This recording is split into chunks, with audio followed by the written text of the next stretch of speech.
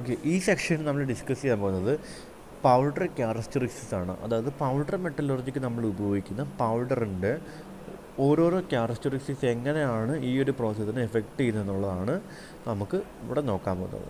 അപ്പോൾ powders are finely divided solid പാർട്ടികൾ. Powder എന്ന് വെച്ചാൽ എന്തുവാ? സത്യം പറഞ്ഞാലോ, പൗഡർ എന്ന് വെച്ചാൽ എന്തുവാ? ഇതൊരു സോളിഡ്, ഇതിനെ പൗഡർ ആക്കുമ്പോൾ എന്ത് കിട്ടും? ചെറിയ ചെറിയ സോളിഡ് പാർട്ടിക്കിൾസ് ആയിട്ടല്ലേ മാറുന്നത്? ആണോ? ഏത് ഷേപ്പിലും ഏത് സൈസിലുമായിട്ട് നമുക്ക് കൺവേർട്ട് ചെയ്തെടുക്കാൻ പറ്റും പൗഡറിന്, ഇല്ലേ? നമ്മളൊരു ഡൈക്കകത്ത് വെച്ച് കഴിഞ്ഞാൽ ഡൈയുടെ ഷേപ്പാവും, അല്ലേ? നമ്മൾ വേറൊരു വെസലിനകത്ത് വെച്ച് കഴിഞ്ഞാൽ അതിൻ്റെ ഷേപ്പാവും. അപ്പം നമുക്ക് ഇഷ്ടമുള്ള ഷേപ്പിലോട്ടും നമുക്ക് അതിനെ കൺവേർട്ട് ചെയ്തെടുക്കാൻ പറ്റും. ആണോ? അങ്ങനെയാണോ?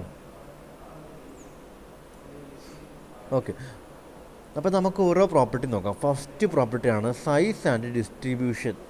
Okay, size of A particle is A factor that will affect the processing of the metal part. അത് പൗഡർ മെറ്റലർജിക്കകത്ത് നമുക്ക് ഈ പൗഡറിൻ്റെ ക്യാരക്ടറിസ്റ്റിക്സ് വെരി ഇമ്പോർട്ടൻ്റ് ആണ്. അപ്പോൾ എന്തൊക്കെ ക്യാരക്ടറിസ്റ്റിക്സ് ആണ് അതിനെ എഫക്റ്റ് ചെയ്യുന്നത് നമുക്ക് നോക്കാം. ഫസ്റ്റ് പ്രോപ്പർട്ടിയാണ് ഇതിൻ്റെ സൈസ്.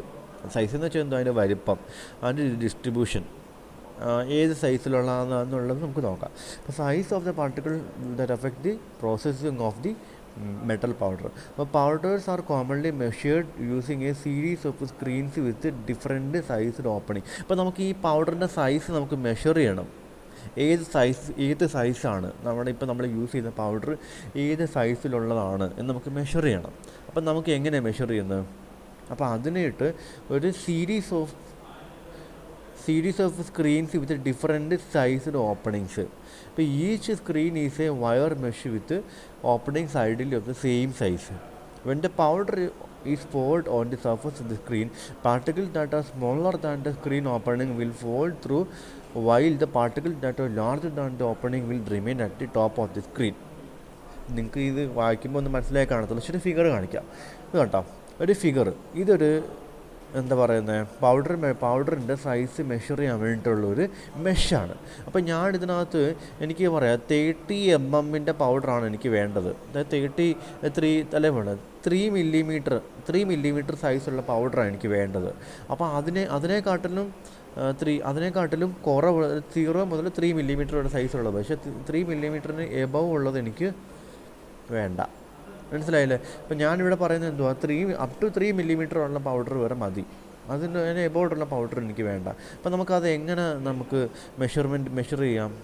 നമുക്ക് നോക്കി, ഇത് കണ്ടോ, ഇതുപോലൊരു ഓപ്പണിംഗ് ഉള്ളൊരു സ്ക്രീനുണ്ട്. കണ്ടോ? ഇതൊരു വയർ മെഷാണ്. കണ്ടോ? ക്ലിയർ ആകുന്നുണ്ടോ പറയുന്നത്? ഇതൊരു വയർ മെഷാണ്. ഇതിൻ്റെ പുറത്തോട്ട് നമ്മൾ എന്ത് ചെയ്യും? നമ്മൾ എന്തിട്ട് കൊടുക്കും?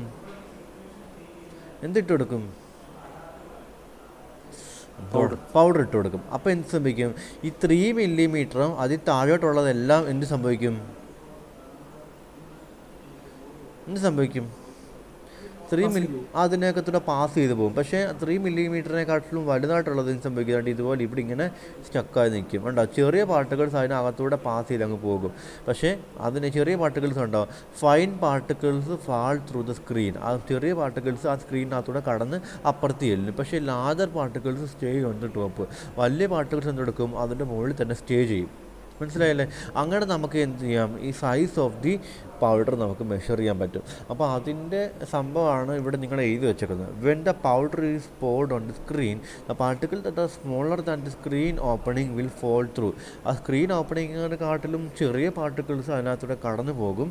പക്ഷേ while that are larger than the opening will remain on the top. Clear ആയോ ഈ പറഞ്ഞത്? Size and distribution. അപ്പോൾ in this manner a single screen can separate all the particles in a powder above a specific size എന്ന് വെച്ചാൽ നമ്മുടെ required സൈസാണ്. അപ്പോൾ ഞാനിപ്പോൾ പറഞ്ഞ 0 മുതൽ 3 mm വരെയുള്ള സൈസ് ഉള്ളത് എനിക്ക് മതി, അതിന് മുകളിലോട്ടുള്ളത് എനിക്ക് വേണ്ട. അതാണ് എൻ്റെ സൈസ്. അപ്പോൾ ആ സൈസിലുള്ള മെഷ് ഞാൻ ചൂസ് ചെയ്യണം. മനസ്സിലായില്ലേ? ആ സൈസിലുള്ള മെഷ് ഞാൻ ചൂസ് ചെയ്ത് കഴിഞ്ഞ് സംഭവിക്കും ആ സൈസും അതിനെക്കാട്ടും താഴോട്ടുള്ള എല്ലാം കടന്നു പോകും. അതിനെക്കാട്ടും മുകളിലുള്ളത് ഇതിനകത്ത് സ്റ്റക്കായി നിൽക്കും, പാസ് ചെയ്ത് പോകത്തില്ല. ക്ലിയർ ആണോ? ഓക്കെ. ഇപ്പോൾ സൈസ് ആൻഡ് ഡിസ്ട്രിബ്യൂഷൻ നിങ്ങൾക്ക് ക്ലിയർ ആയെന്ന് വിചാരിക്കുന്നു. ഇതൊന്നും നിങ്ങൾ ബൈഹാർട്ട് ചെയ്യേണ്ട കാര്യമില്ല. ജസ്റ്റ് ഒരു തവണ കേട്ട് കഴിഞ്ഞാൽ നിങ്ങൾക്കത് മനസ്സിൽ സൂക്ഷിക്കാൻ പറ്റും. അതുകൊണ്ടാണ് അറ്റൻറ്റീവായിട്ടിരിക്കാൻ പറയുന്നത്. ഓക്കെ, ക്ലിയർ ആയെന്ന് വിചാരിക്കുന്നു.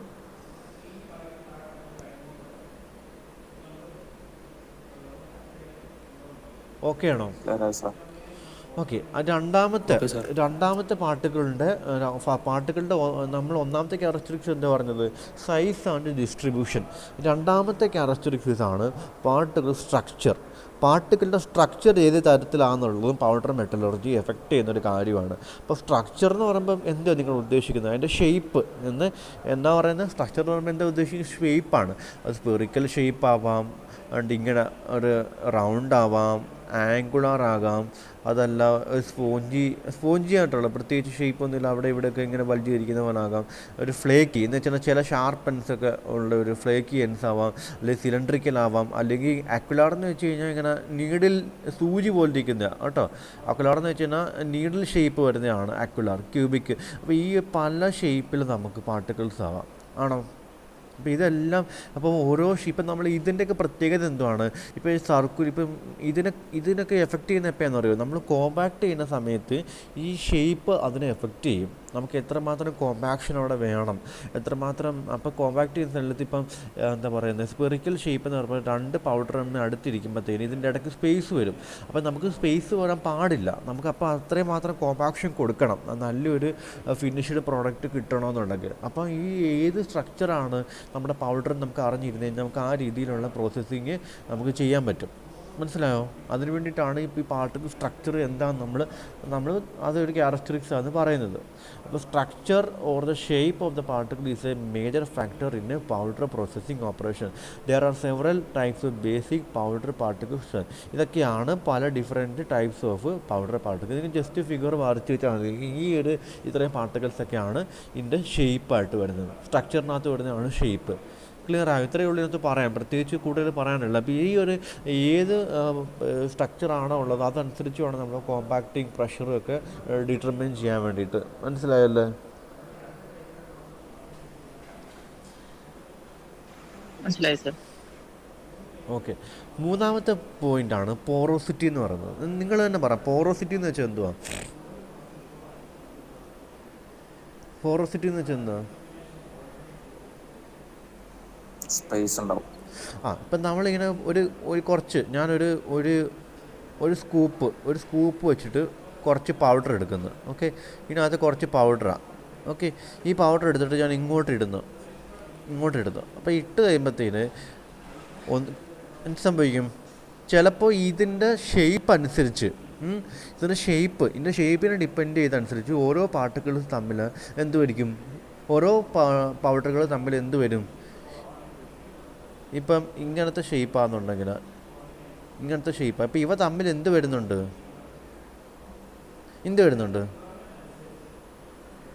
പറ. ഇത് കണ്ടോ? ഇത് പൗഡറാണ്, ഇതൊരു പൗഡറുണ്ട്. അപ്പോൾ ഇതിൻ്റെ ഇടയ്ക്ക് സ്പേസ് വരുന്നുണ്ട് അല്ലേ?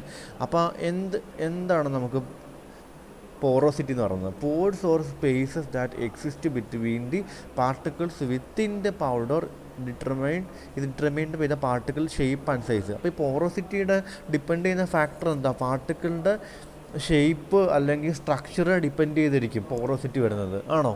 ഇപ്പോൾ റൗണ്ട് ഷേപ്പ് ആണെങ്കിൽ ഉള്ളതുകൊണ്ട് പോറോസിറ്റി ആയിരിക്കത്തില്ല ക്യൂബിക് ഷേപ്പ് വരുന്നത്, അല്ലെങ്കിൽ ആ പോറോസിറ്റി ആയിരിക്കത്തില്ല ആംഗുലർ ഷേപ്പ് വരുമ്പം, അല്ലെങ്കിൽ ആ പോറോസിറ്റി ആയിരിക്കത്തില്ല സ്പെറിക്കൽ ഷേപ്പ് വരുമ്പം, അല്ലേ?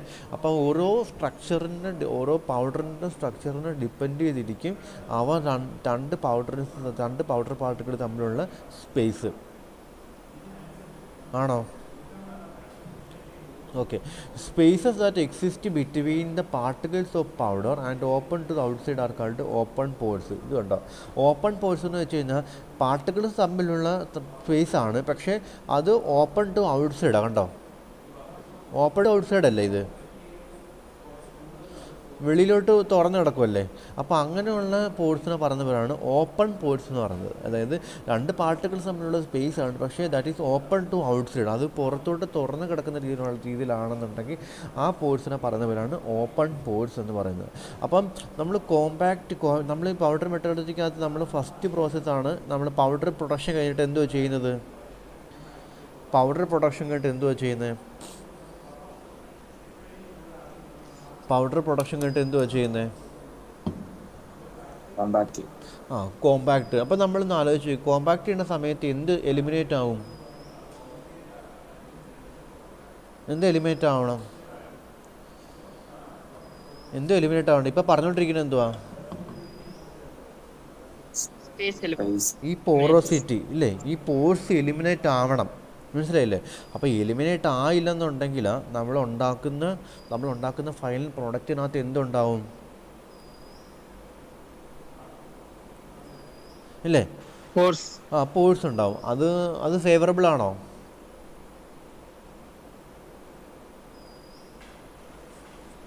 അല്ല. അപ്പം നമുക്ക് അപ്പം നമുക്കപ്പോൾ പോറോസിറ്റി എലിമിനേറ്റ് ചെയ്യണമെന്നുണ്ടെങ്കിൽ ഏത് ടൈപ്പ് ഓഫ് പാർട്ടിക്കിളാണ് അത്, ഏത് സ്ട്രക്ചറാണ് അത്?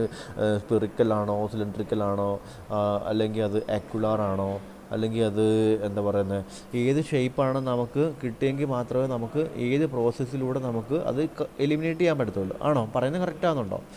അപ്പോൾ അത് ആ ഒരു കോമ്പാക്ഷൻ പ്രോസസ്സിലൂടെ സ്പേസിനെ എലിമിനേറ്റ് ചെയ്തില്ലെന്നുണ്ടെങ്കിൽ നമ്മുടെ ഫൈനൽ മാനുഫാക്ചർ പ്രോഡക്റ്റിനകത്ത് നമുക്ക് എന്തുണ്ടാവും? പോഴ്സ് ഉണ്ടാവും. അത് നമുക്ക് ഒട്ടും ഫേവറബിൾ അല്ല, അല്ലേ? ഓക്കെ, അത് ക്ലിയർ ആണല്ലോ. ഇപ്പോൾ 3 പോയിൻറ്റ്സാണ് പഠിച്ചത്.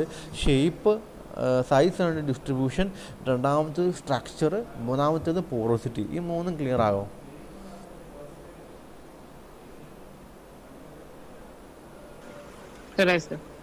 ഓക്കെ. ഇനി 4ാമത്തെ പോയിൻ്റാണ് ഫ്രിക്ഷൻ അല്ലെങ്കിൽ flow of powder. Friction and flow of powder. അതായത് ഫ്രിക്ഷൻ എന്ന് പറയുമ്പോൾ എന്തുവാണ്? ഫ്രിക്ഷൻ എന്ന് വെച്ചാൽ എന്താ? സത്യം പറഞ്ഞാൽ ഫ്രിക്ഷൻ എന്തുവാ ചെയ്യുന്നത്? ഫ്രിക്ഷൻ എന്തുവാ ചെയ്യുന്നത്? അവിടെ ഇത്രയൊക്കെ ഡൈനാമിക്സും മോമൊക്കെ പഠിച്ചല്ലേ. മോഷന് ഫ്രിക്ഷൻ എന്തുവാ ചെയ്യുന്നത്? മോഷന് ഒപ്പോസ് ചെയ്യുന്നത്. അപ്പം അതുപോലെ തന്നെയാണ് ഇവിടെ ഈ പൗഡർ ഇപ്പം നിങ്ങൾ എന്താ പറയുന്നത്, ഒരു ഡൈക്കകത്തിട്ട് ഓക്കെ, ഇതിനകത്ത് നിങ്ങളെ കംപ്രസ് ചെയ്യുന്നത്. അപ്പോൾ ഇവ തമ്മിൽ ഫ്രിക്ഷൻ കൂടുതലാണെന്നുണ്ടെങ്കിൽ എന്ത് സംഭവിക്കും? ഈ പൗഡറിൻ്റെ ഫ്ലോയെ ആര് റെസിസ്റ്റ് ചെയ്യും?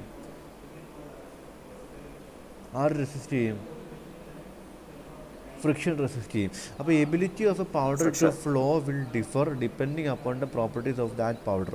അതായത് ഫ്രിക്ഷൻ കൂടുതലാണെന്നുണ്ടെങ്കിൽ അത് നല്ലതായിട്ട് ഫ്ലോ ചെയ്യും. അപ്പോൾ നമ്മളിപ്പോൾ ഫ്രിക്ഷൻ കൂടിയതാണെന്നുണ്ടെങ്കിൽ ഫ്രിക്ഷൻ കുറഞ്ഞ ഒരു മെറ്റീരിയൽ കോമ്പാക്ട് ചെയ്യുമ്പോൾ അത് പെട്ടെന്ന് കോമ്പാക്ഷൻ ആവും. കാരണം എന്താ? അതിൻ്റെ ഫ്രിക്ഷൻ കുറവുണ്ടാവുമ്പോൾ തമ്മിലൊരു റെസിസ്റ്റൻസ് ഇല്ല, മോഷൻ. അപ്പോൾ അത് പെട്ടെന്ന് തന്നെ നമുക്ക് വേണ്ട ഷേപ്പിലും വേണ്ട സൈസിലുമായിട്ട് നമ്മളാവും. പക്ഷേ ഫ്രിക്ഷൻ കൂടിയുള്ള മെറ്റീരിയൽ നമ്മൾ കോമ്പാക്ട് ചെയ്യുമ്പോൾ തന്നെ അത് കംപ്രസ് ആവുമോ പെട്ടെന്ന്? നമ്മൾ കൂടുതൽ പ്രഷർ കൊടുക്കേണ്ടി വരും ഇത് കംപ്രസ് ചെയ്യാൻ വേണ്ടിയിട്ട്. ആണോ? ക്ലിയർ ആവുന്നുണ്ടോ പറയുന്നത്? ഇതൊക്കെ നിങ്ങൾക്ക് തന്നെ ആലോചിച്ചാൽ കിട്ടുന്ന പോയിൻറ്റ്സേ ഉള്ളൂ. അപ്പോൾ എന്ത് സംഭവിക്കും? Material flow involve movement of particle over another. അപ്പോൾ ഈ പൗഡർ ഇങ്ങനെ വെച്ചേക്കുക. ഓക്കെ, നമുക്ക് പൗഡറിനെ നമ്മൾ ലിക്വിഡ് ഷേപ്പിലോട്ട് കൊണ്ടുവരാൻ വേണ്ടി നമ്മൾ എന്ത് ചെയ്യുന്നത്?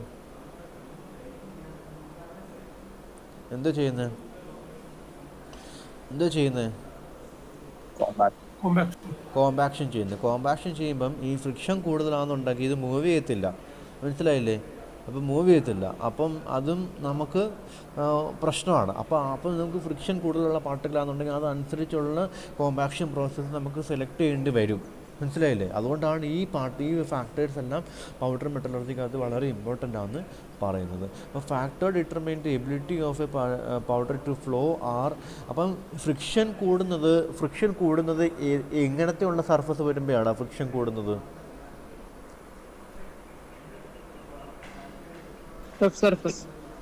ഇപ്പോൾ ഒരു പാർട്ടിക്കിൾ ഇങ്ങനെ ഒരു പാർട്ടിക്കിളുണ്ട്,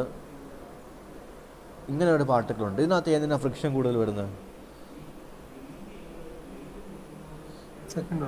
രണ്ടാമത്തെ രണ്ടാമത്തെ ഇത് കണ്ടോ, ഇതിനകത്ത് പരസ്പരം അങ്ങോട്ടും ഇങ്ങോട്ടും എന്ത് ഇത് ഇത് സ്മൂത്ത് സർഫസാണ് കണ്ടോ. നമുക്ക് കോമ്പാക്ട് ചെയ്യുന്ന സമയത്ത് അങ്ങോട്ടും ഇങ്ങോട്ടും റെസിസ്റ്റൻസ് ഇല്ല. പക്ഷേ ഇതെന്ന് വെച്ചാൽ റഫ് സർഫസാണ്. അപ്പോൾ എന്ന് വെച്ചാൽ അങ്ങോട്ടും ഇങ്ങോട്ടും നമ്മൾ കോമ്പാക്ഷൻ കൊടുക്കുമ്പോഴത്തേന് ഇവ തമ്മിൽ റെസിസ്റ്റൻസ് ഉണ്ട്. അപ്പം നിങ്ങൾക്കിത് ബുദ്ധിമുട്ടാണ് കോമ്പാക്ട് ചെയ്യാൻ. അപ്പം മനസ്സിലായില്ലേ. അപ്പം ഈ ഫ്രിക്ഷനെ ഡിപ്പെൻഡ് ചെയ്യുന്നത് എന്തൊക്കെയാണ്, അതിൻ്റെ സൈസ് ഡിപ്പെൻഡ് ചെയ്യുന്നുണ്ട്, അതിൻ്റെ സ്ട്രക്ചർ ഡിപ്പെൻഡ് ചെയ്യുന്നുണ്ട്. പിന്നെ ഇതിനകത്ത് നമ്മളിപ്പം കോമ്പാക്ഷൻ ചെയ്യാൻ നേരം നമ്മൾ കുറച്ച് വെള്ളം ഒഴിച്ചെടുക്കുക, അല്ലെങ്കിൽ കുറച്ച് ലൂബ്രിക്കേഷൻ കൊടുക്കുക. അപ്പോൾ എന്ത് സംഭവിക്കും, നമുക്ക് പെട്ടെന്ന് കോമ്പാക്ട് ചെയ്യാൻ പറ്റുമോ? ഇപ്പോൾ ഇതിനകത്ത് ഒരു ഡൈക്കകത്ത് കുറച്ച് ഡ്രൈ ആയിട്ടുള്ള പൗഡർ വെക്കുന്നു, ഇതിനകത്ത് കുറച്ച് വെറ്റായിട്ടുള്ള പൗഡർ വെക്കുന്നു. വെറ്റായിട്ടുള്ള പൗഡർ എന്ന് വെച്ച് കഴിഞ്ഞാൽ കുറച്ച് മോയ്സ്ചർ കണ്ടൻറ്റുള്ള പൗഡർ വെക്കുന്നു. ഇവിടെ നിങ്ങൾ കോമ്പാക്ഷൻ പ്രഷർ കൊടുക്കുന്നത്, ഇവിടെ നിങ്ങൾ കോമ്പാക്ഷൻ പ്രഷർ കൊടുക്കുന്നത്. ഏതിനായിരിക്കും പെട്ടെന്ന് കോമ്പാക്റ്റ് ആവുന്നത്?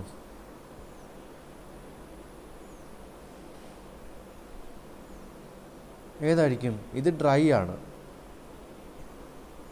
ഇത് മോയ്സ്ചർ ഉണ്ട്. ഡ്രൈ ആയിട്ടുള്ള മോയ്സ്ചർ ആയി ലൂബ്രിക്കേഷൻ ഉണ്ട്. അത് ഡ്രൈ ആയിട്ടുള്ളതാണോ പെട്ടെന്ന് മൂവ് ചെയ്യുന്നത്? ഇപ്പം നിങ്ങൾ ഇത്ര ആലോചിച്ചാൽ മതി. ഒരു കുറച്ച് മണ്ണ് മണ്ണ് എടുത്തിട്ട് നമ്മുടെ കയ്യിൽ വെച്ചിട്ട് നിങ്ങൾ പ്രസ് ചെയ്യുന്നു, കോമ്പാക്ട് ചെയ്യുന്നു. അപ്പം അതിനാണോ കറക്റ്റ് ഷേപ്പ് കിട്ടുന്നത്, അതോ നനഞ്ഞ മണ്ണെടുത്തിട്ട് കയ്യിൽ വെച്ച് പ്രസ് ചെയ്യുമ്പോഴാണോ കറക്റ്റ് ഷേപ്പ് കിട്ടുന്നത്? അത്രയേ ഉള്ളൂ സംഭവം, മനസ്സിലായി. അപ്പോൾ ശരിക്കും ഫ്ലോ, അത് എന്തുകൊണ്ടാണ് കറക്റ്റ് ഷേപ്പ് കിട്ടുന്നത്? അത് ആ മെറ്റീരിയൽ അങ്ങോട്ടും ഇങ്ങോട്ടും ഫ്ലോ ചെയ്ത് അങ്ങോട്ടും ഇങ്ങോട്ടും ഫ്ലോ ചെയ്ത് ആ ഒരു റെക്കോർഡ് ഷേപ്പ് അറ്റൈൻ ചെയ്യുന്നുണ്ടല്ലേ. മറ്റേടത്ത് അങ്ങനെ പറ്റുന്നുണ്ടോ? അപ്പം നമുക്ക് ഫ്രിക്ഷൻ, നമുക്ക് ഈ മോയ്സ്ചർ അല്ലെങ്കിൽ ലൂബ്രിക്കേഷൻ്റെ കണ്ടൻറ് ഉണ്ടെങ്കിൽ ഫ്രിക്ഷൻ നമുക്ക് കുറയ്ക്കാൻ പറ്റും. മനസ്സിലായില്ലേ? അപ്പോൾ പൗഡർ ഫ്ലോ എന്ന് പറയുമ്പോഴത്തേന് is an important during compaction process. അപ്പോൾ കോമ്പാക്ഷൻ പ്രോസസ്സിനകത്ത് ചെയ്യുമ്പോൾ തന്നെ അവിടെ എന്ത് സംഭവിക്കുന്നത്, പൗഡർ ഫ്ലോ ആണ്. പൗഡർ ഫ്ലോ എന്ന് പറയുമ്പോൾ കോമ്പാക്ഷൻ പ്രോസസ്സിന് വളരെ ഇമ്പോർട്ടൻ്റ് ആണ്. അപ്പോൾ നമ്മൾ ആ ഒരു ഫാക്ടർ വളരെ ഇമ്പോർട്ടൻ്റ് ആണ്, ഫ്രിക്ഷൻ. അപ്പോൾ ഫ്രിക്ഷനെ ഡിപ്പെൻഡ് ചെയ്യുന്ന പ്രോസസ് ഫാക്ടേഴ്സ് എന്തൊക്കെയാണ്? സൈസ് ഡിപ്പെൻഡ് ചെയ്യും, സ്ട്രക്ചർ ഡിപ്പെൻഡ് ചെയ്യും, പിന്നെ മോയ്സ്ചർ ഉണ്ടോ ഇല്ലയോ എന്നുള്ളത് ഡിപ്പെൻഡ് ചെയ്യും, പിന്നെ നമ്മൾ ലൂബ്രിക്കേഷൻ കൊടുക്കുന്നുണ്ടോ എന്നിട്ട് പിന്നെ അതെല്ലാം ഇവിടെ കൊടുത്തിട്ടുണ്ട് കണ്ടോ.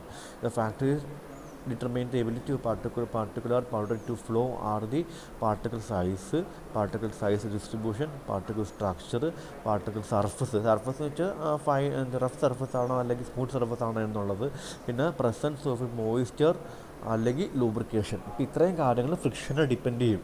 ക്ലിയർ ആണോ പറയുന്നത്?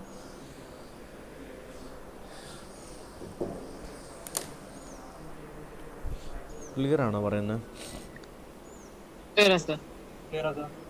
ഓക്കെ.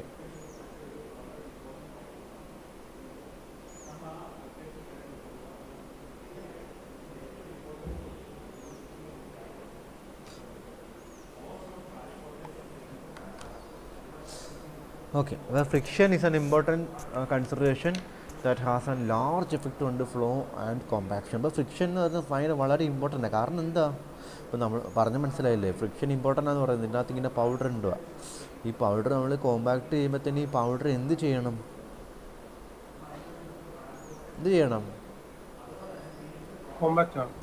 പൗഡർ എന്ത് ചെയ്യണം, മൂവ് ചെയ്യണം. മൂവ് ചെയ്തൊക്കെ മാത്രമല്ലേ നമുക്ക് കറക്റ്റ് ഷേപ്പ് കിട്ടത്തുള്ളൂ. ഇതിപ്പോൾ ഇവിടെ തന്നെ എത്ര പ്രഷർ കൊടുത്തിട്ട് ഈ പൗഡർ ഇവിടെ തന്നെ നിൽക്കുകയെന്നുണ്ടെങ്കിൽ നമുക്ക് കറക്റ്റ് ഷേപ്പ് കിട്ടുമോ? അപ്പോൾ ഫ്രിക്ഷൻ എന്ന് പറയുന്ന സംഭവം നമ്മുടെ പൗഡറിൻ്റെ ഫ്ലോബിലിറ്റി കുറയ്ക്കും. അതുകൊണ്ട് ഫ്രിക്ഷൻ നമ്മൾ കൺസിഡർ ചെയ്യണം. അപ്പോൾ ഫ്രിക്ഷൻ കുറയ്ക്കാൻ വേണ്ടിയിട്ട് ചില ലൂബ്രിക്കേഷനോ അല്ലെങ്കിൽ എന്തെങ്കിലും മോയ്സ്ചർ കണ്ടൻറ്റ് ആഡ് ചെയ്ത് കൊടുക്കുകയൊക്കെ ചെയ്യണം. എന്നിട്ട് നമ്മൾ എന്താ പറയുന്നത്, അപ്പം നമുക്ക് കറക്റ്റ് ഷേപ്പ് കിട്ടിയതിന് ശേഷം പിന്നെ നമ്മൾ ഡ്രൈ ചെയ്തിട്ട് ആ മോയ്സ്ചർ കണ്ടൻറ്റ് അല്ലെങ്കിൽ ലൂബ്രിക്കേഷൻ ഡ്രൈ ചെയ്ത് കളഞ്ഞാൽ മതി. ക്ലിയർ ആവുന്നുണ്ടോ പറയുന്നത്? ഓക്കെ. ഇപ്പം അടുത്തത് പൗഡർ കെമിസ്ട്രി കുറിച്ച് കൂടുതലൊന്നും പറയാനില്ല. ഓരോ മെറ്റീരിയൽസിനും ഓരോ കെമിസ്ട്രി ഉണ്ട്. അത് നമ്മൾ ആ ഒരു പ്രോസസ്സ് അതിൻ്റെ കെമിസ്ട്രി നമ്മൾ ഡിസൈൻ നമ്മുടെ പൗഡർ മെറ്റലർജിക്കകത്ത് നമ്മൾ കൺസിഡർ ചെയ്യണമെന്ന് മാത്രം നിങ്ങൾ പറഞ്ഞാൽ മതി. പൗഡർ കെമിസ്ട്രി ഒരു ഇമ്പോർട്ടൻറ്റ് ഫാക്ടറാണെന്ന് മാത്രം പറയുക. അടുത്ത സർഫസ് ഏരിയ നമ്മൾ പറഞ്ഞു. അതായത് സർഫസ് ഏരിയയുടെ പ്രത്യേകത എന്താണ്? പൗഡേഴ്സിന് surface area to volume ratio കൂടുതലാണോ കുറവാണോ? ഞാനൊരു എക്സാമ്പിൾ പറയാം. ഇത് കണ്ടോ, ഈ ഇതൊരു ഇതൊരു ക്യൂബാണേ, ഇതൊരു ക്യൂബാണ്. എന്നിട്ട് ഞാൻ ഈ ക്യൂബിനെ പൊടിച്ചിട്ട്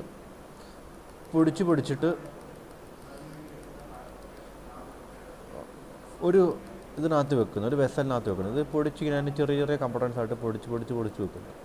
അപ്പോൾ ഇതിൻ്റെ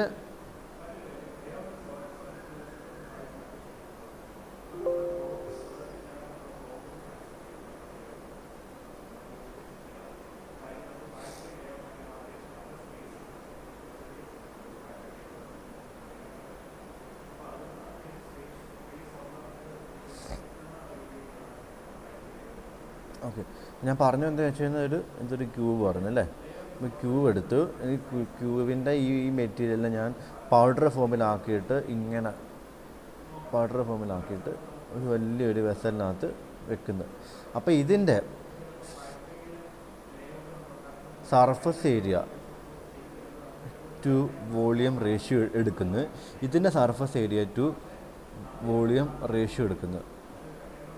അപ്പോൾ ഏതിനായിരിക്കും ഇവിടെ കൂടുതൽ സർഫസ് ഏരിയ വരുന്നത്? ഇതിനാണോ സർഫസ് ഏരിയ കൂടുതൽ വരുന്നത്, ഇതിനാണോ സർഫസ് ഏരിയ കൂടുതൽ വരുന്നത്? കാരണം എന്താ? ഇവിടെ എന്ന് വെച്ചാൽ ഈ പുറത്തുള്ള സർഫസിൽ മാത്രമേ ഉള്ളൂ ഏരിയ വരുന്നത്, അകത്തുള്ള മെറ്റീരിയൽസിന് ഏരിയ വരുന്നില്ല, സർഫസ് ഏരിയ. പക്ഷേ ഇത് പൗഡർ ആക്കുമ്പോഴത്തേനും ഓരോ പൗഡറിനും ചുറ്റും ഏരിയ വരുന്നത് അല്ലേ, ആ ഏരിയ എല്ലാം നമ്മൾ കൺസിഡർ ചെയ്യത്തില്ലേ. അപ്പം ഇവിടെ പൗഡർ എടുക്കുമ്പോഴത്തേന് surface area to volume ratio എന്ത് സംഭവിക്കും? Surface area to volume ratio കൂടുകയോ കുറയുമോ? സർഫസ് ഏരിയ ഇവിടെ കൂടുമ്പോഴത്തേന് ഈ റേഷ്യോ എന്ത് സംഭവിക്കും?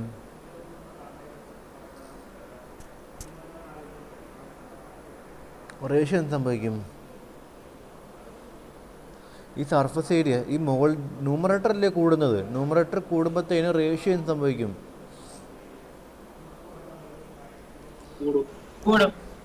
അപ്പം നിങ്ങൾക്ക് അപ്പം പൗഡറിൻ്റെ സൈസ് വീണ്ടും ചെറുതായി വന്നാലോ? ഇതിപ്പോൾ വലിയ പൗഡറാണ്, ഓക്കെ. ഇതിനെ ഞാൻ വീണ്ടും ചെറിയ പൗഡറാക്കുന്നു. അപ്പോൾ പൗഡറിൻ്റെ സൈസ് വീണ്ടും ചെറുതായിട്ട് വന്നാലോ? സർഫസ് ഏരിയ വീണ്ടും കൂടും. അപ്പോൾ നമുക്ക് പാർട്ടിക്കിളുടെ സൈസ് കുറയും തോറും surface area to volume ratio കൂടും. മനസ്സിലായില്ലേ? അപ്പോൾ നമുക്ക് കൂടുതൽ സർഫസ് ഏരിയ വരുമ്പോഴത്തേന് സിൻഡറിങ് എന്ന് പറയുന്ന നമ്മൾ മൂന്നാമത്തെ പ്രോസസ്സ് എന്തുവാ? ഫസ്റ്റ് വൺ പൗഡർ പ്രൊഡക്ഷൻ, രണ്ടാമത്തെ പ്രോസസ്സ് എന്തുവാ? കോമ്പാക്ഷൻ. മൂന്നാമത്തെ പ്രോസസ്സ് എന്തുവാ? സിൻഡറിങ് അല്ലെങ്കിൽ ഹീറ്റ് ചെയ്ത് മൂന്നാമത്തെ പ്രോസസ്സ്. സിൻഡറിങ് എന്ന് പറയുന്ന പ്രോസസ്സ് നമുക്ക് സർഫസ് ഏരിയ കൂടിക്കഴിഞ്ഞാൽ കൂടുതൽ സമയം നമുക്ക് ആ സിൻഡറിങ് എന്ന് പറയുന്ന പ്രോസസ്സ് ചെയ്യേണ്ടി വരും. ആണോ? അല്ലേ? സിൻഡറിങ് എന്ന് പറഞ്ഞാൽ അതിനകത്ത് മോയ്സ്ചർ ഉണ്ടെങ്കിൽ അതിനെല്ലാം റിമൂവ് ചെയ്ത് ഒരു ബോണ്ട് ക്രിയേറ്റ് ചെയ്യുവാണ് സിൻഡറിങ്ങിനകത്ത് നമ്മൾ ചെയ്യുന്നത് അല്ലേ. അപ്പോൾ സിൻഡറിങ് എന്ന് പറയുന്ന പ്രോസസ്സ് എന്നെ ഡിപ്പെൻഡ് ചെയ്ത് എന്ത് ഫാക്ടർ ഡിപ്പെൻഡ് ചെയ്യുന്നുണ്ട്? ഈ സർഫസ് ഏരിയ എന്നുള്ള ഫാക്ടർ ഡിപ്പെൻഡ് ചെയ്യും. സർഫസ് ഏരിയ കൂടുതലാണെന്നുണ്ടെങ്കിൽ കൂടുതൽ സമയം സിൻഡറിങ് എന്ന് പറയുന്ന പ്രോസസ്സ് ചെയ്യേണ്ടി വരും. ആണോ? ക്ലിയർ ആണോ പറയുന്നത്? അപ്പം നമ്മൾ ചെറിയ നമ്മുടെ പൗഡർ മെറ്റലർജിക്ക് വേണ്ടി ഉപയോഗിക്കുന്ന പൗഡറിൻ്റെ സൈസ് കുറയും തോറും സിൻഡറിങ് പ്രോസസ്സിൻ്റെ ടൈം എന്ത് സംഭവിക്കും? പൗഡർ മെറ്റലർജിക്കകത്ത് ഉപയോഗിക്കുന്ന പൗഡറിൻ്റെ സൈസ് കുറയും തോറും സിൻഡറിങ് പ്രോസസ്സിൻ്റെ ടൈം കൂടും. അതാണ് സർഫസ് ഏരിയയുടെ എഫക്റ്റ്. ക്ലിയർ ആയോ? ഓക്കെ, അപ്പോൾ ഇത്രയും കൊണ്ട് നിൽക്കട്ടെ, ബാക്കി നമുക്ക് പറയാം. അപ്പോൾ ഇന്നത്തെ ക്ലാസ്സിൽ നമ്മൾ എന്തൊക്കെയാണ് പറഞ്ഞത് നിങ്ങളൊന്ന് പറഞ്ഞേ. ഫസ്റ്റിലെ നമ്മൾ പൗഡർ പ്രൊഡക്ഷൻ മെത്തേഡ്സ് പറഞ്ഞു. എന്തൊക്കെയോ എല്ലാവരും ഒന്ന് പറഞ്ഞു, എല്ലാവരും ഒന്നിച്ചൊന്ന് പറഞ്ഞേ. Powder production method first one എന്താണ്? അറ്റോമൈസേഷൻ പറയുമ്പം പെട്ടെന്ന് മനസ്സിലോട്ട് ഓർക്കുക. എങ്ങനെ അറ്റോമൈസേഷൻ ചെയ്യുന്നത്? നമ്മൾ നോസിലിനകത്തൂടെ എന്ത് കടത്തിവിടുന്നു? മോൾട്ടൺ മെറ്റലെ കടത്തി വിടുന്നു. അതിൻ്റെ കൂടെ തന്നെ നമ്മൾ ഒന്നെങ്കിൽ സ്റ്റീം അല്ലെങ്കിൽ ഹൈ പ്രഷർ എയർ അല്ലെങ്കിൽ ഇനേർട്ട് ഗ്യാസിനെ കടത്തി വിടുന്നു. ആണോ? അപ്പോൾ എന്ത് സംഭവിക്കുന്നു? കൂളാവുന്നു.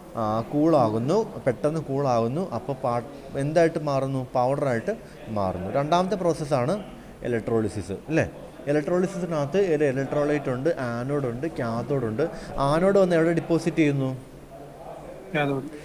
അപ്പോൾ കാഥോഡ് ഡിപ്പോസിറ്റ് ചെയ്യുന്നു. അത് നമ്മൾ പൾവറൈസ് ചെയ്ത് കഴിയുമ്പോൾ നമുക്ക് അവിടുന്ന് പൗഡർ ഫോമിൽ നമുക്ക് കിട്ടും. മൂന്നാമത്തെ പ്രോസസ്സ് എന്താണോ? Reduction of oxides. അതും നമുക്ക് ജസ്റ്റ് 1 സെൻറ്റൻസേ ഉള്ളൂ പറയാൻ. ഫോർത്ത് പ്രോസസ്സ് എന്താണ്?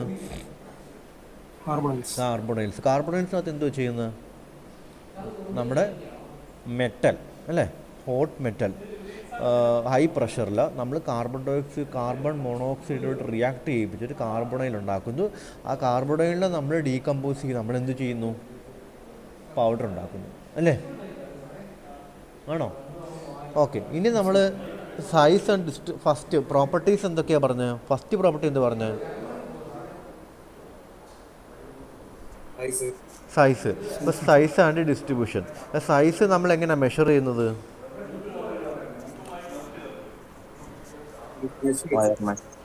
ഒരു വയർ മെഷ് വെച്ചിട്ട് ഒരു സ്പെസിഫിക് സൈസുള്ള പാർട്ടിക്കിൾസ് മാത്രം അതിനകത്തൂടെ കടന്നു പോകും. അതിനെക്കാട്ടിലും ചെറുത് മാത്രം കടന്നു പോകും. വലുത് എന്ത് കൊടുക്കും? അവിടെ സ്റ്റക്കായി നിൽക്കും. അപ്പം പിന്നെന്ത് അടുത്ത് പറഞ്ഞേ? അടുത്ത് പാർട്ടിക്കിൾ സ്ട്രക്ചർ പറഞ്ഞു അല്ലേ? അതിൻ്റെ ഷേപ്പിനെ ബേസ് ചെയ്തിട്ടിരിക്കും നമുക്ക് എത്രമാത്രം കോമ്പാക്ട് ചെയ്യണമെന്നൊക്കെ നമ്മൾ ഡിപ്പെൻഡ് ചെയ്യുന്നത്. പിന്നെ നെക്സ്റ്റ് എന്ത് പറഞ്ഞേ? പോറോസിറ്റി എന്ന് പറയുമ്പോഴത്തേന് എന്താണ്? പാർട്ടിക്കിൾസിൻ്റെ ഇടയ്ക്കുള്ള സ്പേസസ് ആണ് പറയുന്നത് അല്ലേ? ആ സ്പേസ് ഓപ്പൺ ടു ഔട്ട്സൈഡ് ആണെങ്കിൽ അതിന് എന്ത് പറയും? ഓപ്പൺ ടു ഔട്ട്സൈഡ് ആണെങ്കിൽ അതിന് എന്ത് പറയും? ഓപ്പൺ പവർ എന്ന് പറയാം. ഓക്കെ. ഈ പോറോസിറ്റി ഡിപ്പെൻഡ് ചെയ്യുന്ന എന്ത് ഫാക്ടേഴ്സിനൊക്കെയാണ്? പോറോസിറ്റി ഡിപ്പെൻഡ് ചെയ്യുന്ന സൈസിന് ഡിപ്പെൻഡ് ചെയ്യും, സ്ട്രക്ചറിന് ഡിപ്പെൻഡ് ചെയ്യും. ആണോ? അല്ലേ? ഇപ്പോൾ റൗണ്ട് ഷേപ്പ് ആകുമ്പോൾ ഉള്ള പോറോസിറ്റി ആയിരിക്കത്തില്ല സിലിണ്ട്രിക്കൽ ഷേപ്പ് ആകുമ്പോൾ ഉള്ള അല്ലേ? വീണ്ടും നമ്മൾ അതിനുശേഷം നമ്മൾ ഫ്രിക്ഷൻ പറഞ്ഞു അല്ലേ? ഫ്രിക്ഷൻ കുറഞ്ഞു കഴിഞ്ഞാൽ നമുക്ക് എന്ത് പ്രശ്നം? ഫ്രിക്ഷൻ കുറഞ്ഞു കഴിഞ്ഞാൽ എന്ത് സംഭവിക്കുന്നു? ഫ്രിക്ഷൻ കൂടിക്കഴിഞ്ഞാൽ എന്ത് പ്രശ്നം? പറഞ്ഞ ഫ്ലോ കുറയും. കോമ്പാക്ട് ചെയ്യാൻ ബുദ്ധിമുട്ടായിരിക്കും ഫ്രിക്ഷൻ. അപ്പോൾ അതിന് വേണ്ടിയിട്ട് നമ്മൾ എന്തൊക്കെ ചെയ്യും? നമ്മൾ ചിലപ്പോൾ ലൂബ്രിക്കേഷൻ ആഡ് ചെയ്ത് കൊടുക്കും, അല്ലെങ്കിൽ മോയ്സ്ചറൊക്കെ ആഡ് ചെയ്ത് കൊടുക്കും ഇല്ലേ? ആണോ? ഓക്കെ. പിന്നെ ലാസ്റ്റ് നമ്മൾ എന്താ പറഞ്ഞത്? പൗഡർ കെമിസ്ട്രി പറഞ്ഞു. ഇപ്പോൾ ലാസ്റ്റ് പറഞ്ഞത് സർഫസ് ഏരിയ എന്ന് പറയുമ്പോഴത്തേന് പാർട്ടിക്കിൾ സൈസ് കുറയും തോറും surface area to volume ratio കൂടും. അപ്പോൾ അങ്ങനെ വരുമ്പോഴത്തേന് അത് എവിടെ എഫക്റ്റ് ചെയ്യുന്നത്? കൂടുതൽ സർഫസ് ഏരിയ വരുമ്പോഴത്തേന് നമുക്ക് എന്ത് ചെയ്യേണ്ടി വരും? സിൻഡറിങ് പ്രോസസ്സിനകത്ത് കൂടുതൽ ടൈം നമ്മൾ ചെയ്യേണ്ടി വരും. ആണോ? അപ്പോൾ ഇത്രയും കാര്യങ്ങളാണ് നമുക്ക് ഇന്ന് ഡിസ്കസ് ചെയ്യുന്നത്.